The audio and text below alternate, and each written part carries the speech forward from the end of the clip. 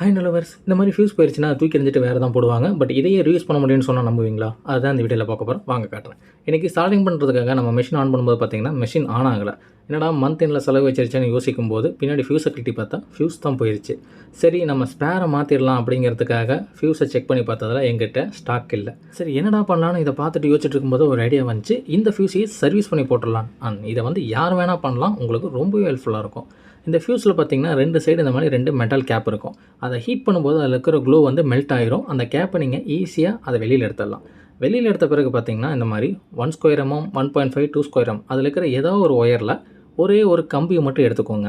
Next பார்த்திங்கன்னா நம்ம அந்த ஃபியூஸோட கிளாஸ் இருக்குல்ல, அதுக்குள்ளே விட்டுட்டு வேணுங்கிற அளவுக்கு அதை அந்த மாதிரி மடிச்சுட்டு கேப்பை போட்டு 2 சைடுமே க்ளோஸ் பண்ணிவிட்டு எக்ஸஸாக இருக்கிற ஒயரை கட் பண்ணிங்கன்னா நம்மளோட ஃபியூஸ் ரெடி.